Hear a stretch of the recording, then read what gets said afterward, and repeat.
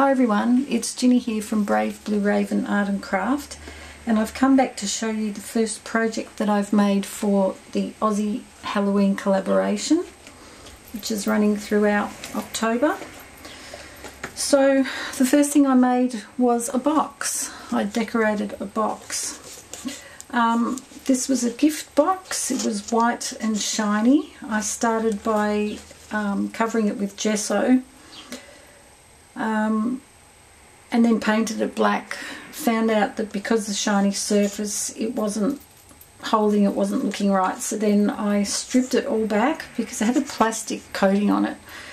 I stripped it all back, pulled all the plastic off, covered it in book paper and then black gesso, and then the other surface is an orange coloured plain napkin that Amanda Christina gave me in a lot of Halloween stuff.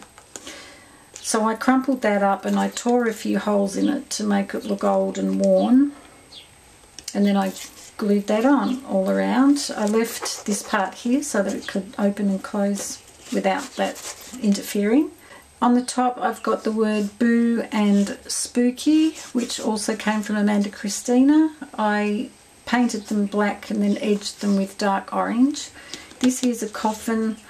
A couple of the chipboard pieces I covered in paper, and then I inked them, put black paper inside and sort of made a torn paper cross for the top.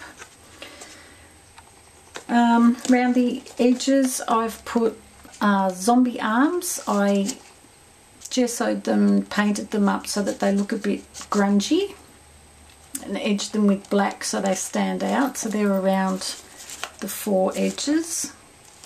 And then some other chipboard pieces I also painted up so they look grungy. You've got a couple of pumpkins and a skull there. One of the coffins with those holes in it. I'm hoping that's showing alright because the light's not that great in here. Yeah, I painted that orange and a bit of brown, scuffed it up a bit, and I put a black piece of cardboard underneath so that that stands out more. With the pumpkins I put some yellow paper behind so that their features show up. And there's a bat I painted black and I edged it in white so that shows up. And there's another coffin painted brown and also put a black backing.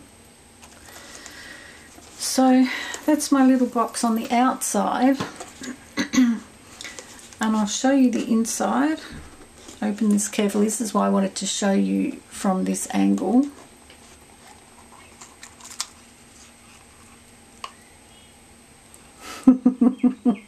I put a skeleton in there and he's attached to a bit of cheesecloth, so I'll just get him off. I had a bit of a hassle with this skeleton because it was all in one piece and I wanted it to be segmented so it would sort of...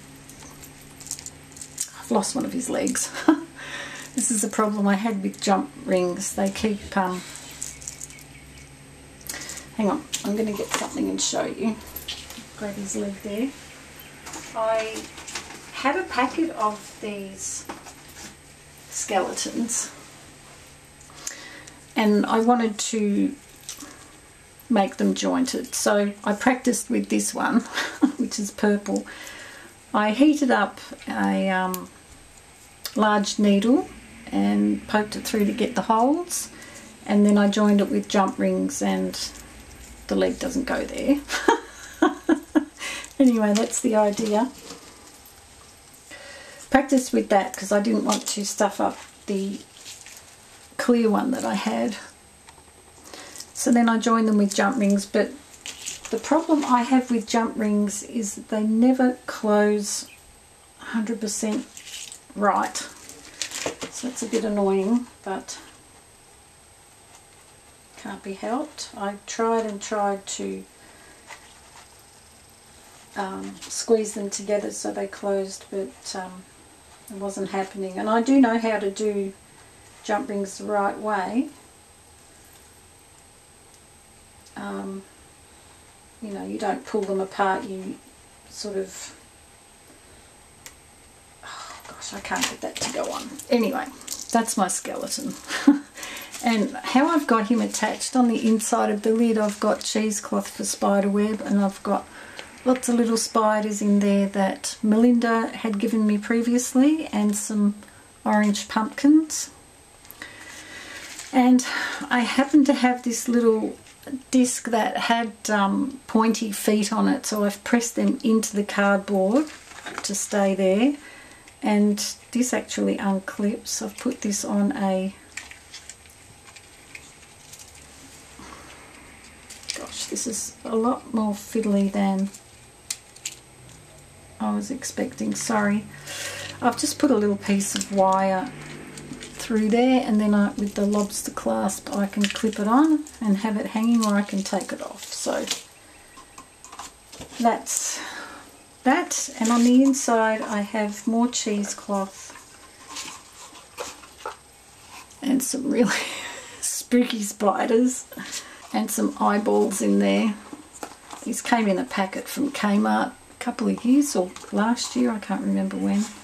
My daughter got them for me. So I've got spiders and it's all spooky. So yeah, that's the first project I made. I had a ton of fun doing this. It took a really long time, as most things I make do. I'll put his leg back on properly later. But I really like it. But that's not all.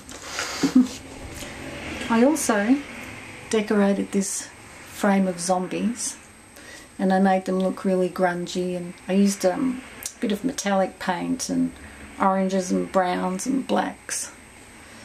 And how I plan to have this is sit like this